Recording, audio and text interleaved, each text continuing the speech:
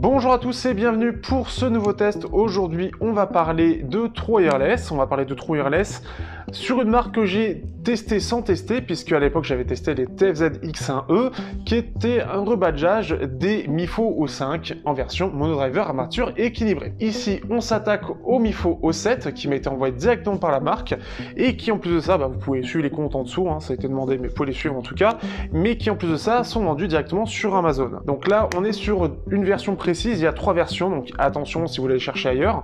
Il y a une version monodriver équilibrée, vous avez du monodriver dynamique, donc du classique, ce qu'on a là, pour le coup, et une version dual driver, mais dual driver armature équilibrée. Donc en Angleterre, c'est celle-ci qui est vendue. Nous, on a la version monodriver driver dynamique, donc pour un côté un peu plus fun, notamment au niveau des basses, et ce qui fait que on va avoir des réglages différents. Donc attention si vous cherchez ailleurs, moi je parle bien juste de la version driver dynamique. Donc c'est ce qu'on a ici, c'est vendu 150 € sur Amazon, donc on va voir tout de suite ce que ça vaut.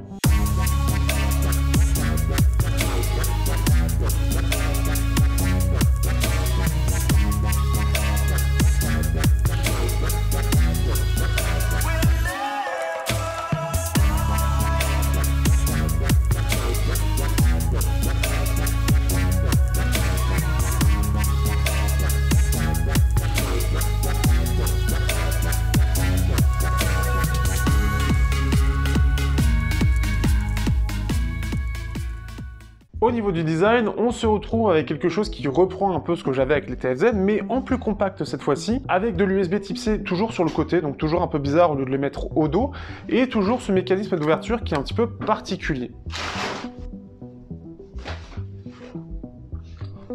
On peut voir, c'est-à-dire que c'est pas vraiment... On peut voir que le capot bouge un petit peu. Ça fait pas forcément quali, ça fait peut-être un petit peu cheap pour certains. C'est un peu bizarre. Pour moi, je pense que l'explication vient surtout du fait d'avoir la boîte la plus sobre possible en termes d'extérieur, ne pas avoir de mécanisme d'ouverture. On a juste ce qui permet de savoir où l'ouvrir, la petite partie ici qui permet de dire mets ton doigt ici pour l'ouvrir. À l'intérieur, on a un revêtement, alors c'est tout plastique, mais on a un petit design un petit peu particulier pour le coup, avec les deux écouteurs dedans, le gauche-droite, rien de particulier. Donc la boîte en métal, ce qui fait que ça fait assez quali. On a ce côté plus compact, puisqu'on voit dans ma main, ça fait vraiment pas gros. En comparaison avec les Kinera vendus à 60 €, qui ont une boîte qui est pas trop grosse non plus, voilà ce que ça donne. Donc ça reste assez compact, même en termes d'épaisseur, ça reste assez bon, et on a ce côté plus quali. Par contre, il y a une chose qui va être vraiment très impressionnante, c'est surtout son poids, qui, pour le coup, c'est quasiment le poids d'un smartphone. Donc c'est vraiment très lourd, ça va se ressentir dans la poche, notamment parce qu'ils ont tendance à mettre une grosse batterie dedans pour avoir une très grosse autonomie, et vous n'avez pas besoin de recharger tous les 4 matins la boîte. Donc ça, c'est une bonne chose, je crois que c'est dans les 100 heures, si je ne dis pas de bêtises, je vous remettrai ça de toute façon dans la partie autonomie. Mais ce qui fait que c'est vraiment, c'est vraiment très gros. Au dos, vous avez la petite mention Made in China, un petit QR code, histoire de voir si vous voulez en savoir plus, MIFO O7, voilà, rien de spécial dessus. Pour les écouteurs eux-mêmes, donc en fait vous avez juste à les tourner. Alors je vais remettre, voilà. Ça c'est une première chose aussi, c'est qu'il n'y a rien pour tenir le capot. Vous avez juste à un petit peu pousser, vous le poussez et il est libéré et vous pouvez le récupérer. Les écouteurs eux-mêmes, alors on est sur des écouteurs un peu entre guillemets type AirPods, avec ce côté un petit peu... on pourrait dire goutte d'eau, j'ai envie de dire. Une goutte d'eau allongée, j'ai envie de dire. Ce qui fait que c'est pas trop long, ça fait pas trop brosse à dents. C'est un design, alors moi j'aime bien, avec la couleur j'aime bien. Avec la couleur j'aime bien, on a des petites diodes pour dire que c'est bien connecté ici, que vous pouvez voir normalement. Alors je vais remettre aussi au cas où ici celui-là. On a les petites zones tactiles qui sont bien délimitées, donc vous pouvez voir, et vous avez 2 micros en plus de ça qui sont mis là où il y a justement les pointillés pour justement la réduction de bruit lorsque vous êtes en appel. Pas de réduction de bruit active, c'est juste pour les appels. Donc vous avez même un 3e micro ici, bref vous en avez un peu partout, et le micro ici pour pouvoir parler.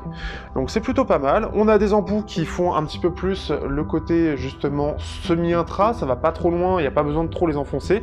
Et on a la partie connecteur aussi en dessous, là où il y a la partie goutte d'eau, là où il y a mes doigts, je sais pas si ça se voit. Vous le verrez de toute façon avec les plans. On est sur quelque chose qui, je trouve, en termes de design et en termes de confort est plutôt pas mal, on les oublie assez vite.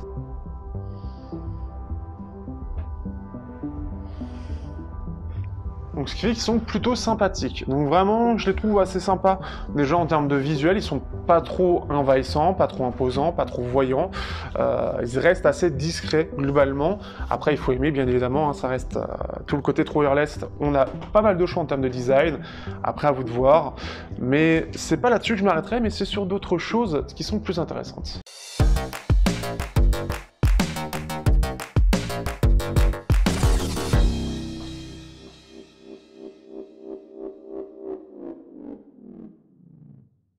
Au niveau de l'ergonomie, ici, donc je vais remontrer un petit peu, on a donc deux écouteurs, forcément, avec des commandes. Pour le coup, elles sont assez simples à retenir, hein, puisque, tout simplement, on va avoir droit, donc, une tape à droite, ça va être pour augmenter le volume, une tape à gauche pour baisser le volume. Donc ça, c'est des choses assez simples et rapides, pour le coup, à modifier et faciles à utiliser. C'est pas forcément le cas de tous, parfois ça peut être plus chiant. Deux tapes pour mettre en pause, et trois tapes si vous voulez appeler Google Assistant, répondre, etc. Donc ce qui fait que ça reste assez simple d'utilisation, c'est efficace, en tout cas moi j'utilise très peu les commandes comme vous le savez, donc c'est pas réellement là-dessus que je vais réellement pouvoir vous aider, moi je suis plus à utiliser le smartphone. Pour ce qui est de l'autonomie, donc là j'ai un peu regardé, comme vous le savez moi je regarde pas trop, donc ce ne sera que du théorique, même si globalement on se rapproche souvent de la pratique, entre la théorie et la pratique sur le True Wireless, ça reste globalement assez vrai. On est sur un boîtier avec 350 mAh dans le boîtier, qui permet en tout de recharger 3 fois, donc ce qui fait qu'on va avoir à peu près 21 heures dans la boîte, au maximum en tout cas, et on a 7 heures d'autonomie dans les écouteurs. Donc 7 heures d'autonomie dans les écouteurs, on va dire qu'on va être plus aux alentours des 6 heures à 6 heures et demie, ça va dépendre des codecs ainsi que des smartphones qui permettront ça, donc ça reste quand même très bon, on est un peu comme les TFZ X1e à l'époque, enfin X1 tout court d'ailleurs. Et ce qui fait que donc 7 heures, on est plutôt bien, mais il faudra plus compter, je pense, 6 heures à 6 heures et demie, après avec les 10% restants, où ça va pas arrêter de nous gueuler, de recharger. Donc ça reste moins que ce que proposaient les TFZ X1 avec, ils étaient plus gros, ils permettaient une plus grosse batterie. Ici, c'est juste quelque chose qui est lourd, là où les TFZ étaient avec une énorme batterie qui permettait d'avoir 100 heures quand même d'autonomie dans la boîte. Ici, ça reste plus limité. Donc on est à 28 heures, c'est dans la moyenne globale générale, rien d'extraordinaire. Ça aurait pu être mieux, surtout avec une boîte aussi lourde, mais bon, bah on fait avec. Dernière chose, on a droit USB-C, AAC et aptX, donc c'est-à-dire qu'on est sur une puce Qualcomm, ce qui fait que globalement avec du Qualcomm ça fonctionnera très bien, et avec les aptX, et attention encore une fois à vos smartphones, chaque smartphone aura parfois un réglage différent, et parfois une égalisation différente, donc vous aurez quelque chose qui va plus ou moins bien changer. Ce que je pourrais dire dessus, c'est que globalement c'est assez stable, j'ai eu plus quelques petites pertes entre les deux écouteurs de temps en temps, parfois avec mon téléphone, mais bon c'est un peu plus normal j'ai envie de dire, ça m'arrive assez régulièrement, ça reste un petit peu limite où on perd un petit peu régulièrement, j'ai eu des choses plus stables quand même, donc c'est pas les plus stables, mais ça reste quand même tout à fait correct.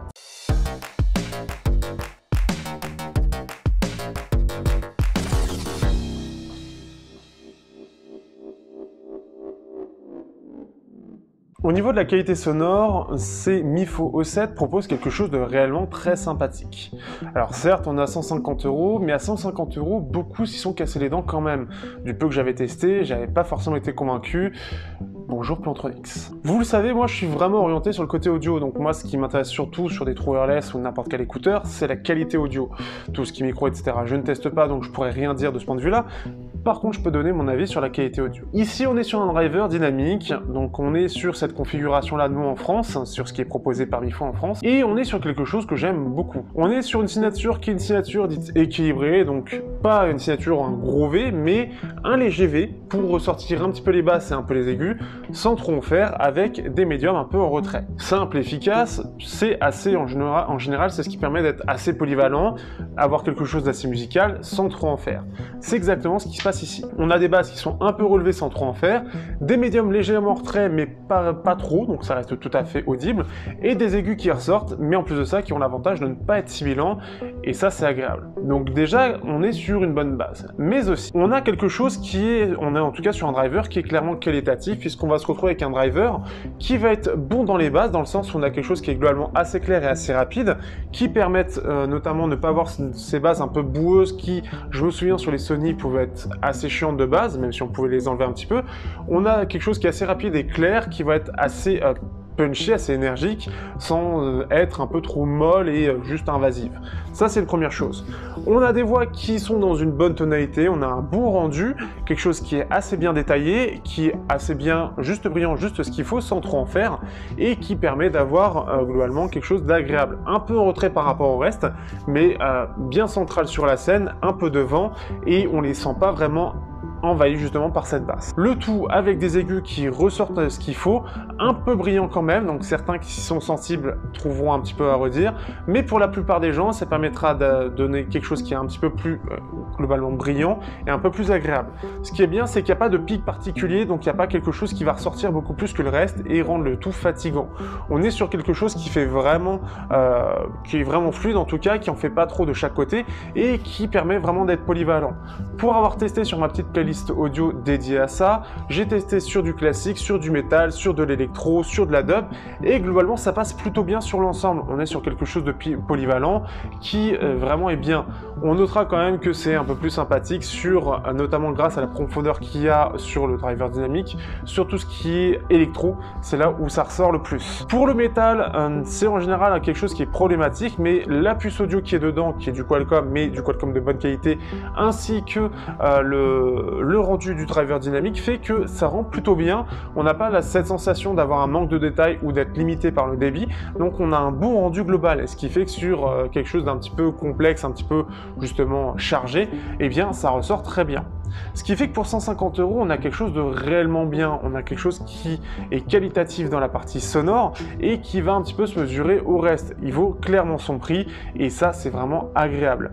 Face à la concurrence, c'est un peu compliqué, mais je dirais que c'est un peu plus fun que des Sennheiser, tout en étant peut-être pas aussi bien, mais ça s'en approche pas mal. On a aussi d'un autre côté les KZZ1, mais qui eux sont plus brillants et un peu plus limités dans les aigus. Ici on a des aigus qui sont plutôt propres et qui sont plutôt nets aussi, ce qui est agréable. Encore une fois, c'est souvent ce qui manque et encore plus sur le True Wireless, sur les monodrivers. Donc c'est vraiment bien et ça rend très bien. Ce qui fait que globalement, j'ai vraiment apprécié la qualité sonore de ces True Wireless. On sent qu'on a une amélioration, on sent qu'on est sur quelque chose qui est vraiment bien en termes de qualité sonore et l'amélioration par rapport aux anciens TFZ. Bon, MIFO 5 pour la partie driver dynamique. Globalement, on est sur un côté mature de la part de MIFO. Ce qui est proposé, c'est quelque chose de mature. On sent qu'on a des drivers dynamiques qui sont de mieux en mieux. Et ici, on a un bon rendu. Donc, si vous voulez mettre un peu d'argent pour avoir quelque chose de qualitatif, notamment bien mieux que ce qu'on a à 80 € qui va être beaucoup plus limité en termes de dynamique, en termes de rendu global, de basse, etc., vous aurez, par rapport aux 85 €, quelque chose qui sera réellement mieux. On a quelque chose qui, en plus de ça, est équilibré. Ça en fait pas trop d'un côté, ça reste polyvalent de l'autre. Globalement, j'ai pas grand chose à dire pour du True Wireless à 150 €. Par rapport à la Chifi, bien évidemment, ça fait pas le poids, mais on est sur des, de plus en plus, on est sur quelque chose qui évolue et qui est de plus en plus, entre guillemets, pour moi, avec mes exigences à moi, quelque chose qui est de plus en plus acceptable, et c'est réellement sympa ce qui est proposé par MIFO sur la partie sonore.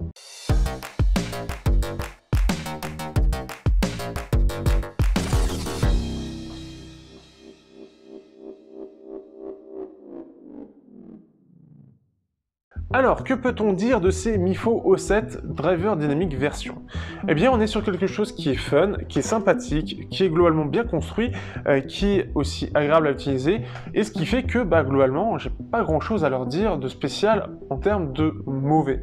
Il y aura plus le design qui est apparemment critiqué par diverses personnes. Ça reste, bien évidemment, ça au plaisir de chacun, de choisir si ça leur plaît ou pas, mais globalement c'est sympathique. Son plus gros défaut pour moi c'est surtout sa boîte. Sa boîte est lourde. Alors elle était déjà lourde sur les TFZ, mais compensée par une batterie qui était de 2000 mAh, enfin c'était un truc monstrueux. Ici on est sur quelque chose de plus compact, mais on n'a que 350 mAh, ce qui fait qu'on y perd beaucoup, mais on a toujours un énorme poids. Donc c'est vraiment son problème. Au moins il est plus compact, mais il reste toujours très lourd. Après ça reste qualitatif, visuellement on a toujours quelque chose qui a une première approche très agréable. Mais c'est pas encore parfait, il y a encore un peu de chemin là-dessus. Pour les écouteurs eux-mêmes, on a quelque chose qui est confortable, avec des commandes qui réagissent assez bien en plus de ça, en tout cas pour ma part, du peu que j'ai testé, j'ai trouvé ça réactif.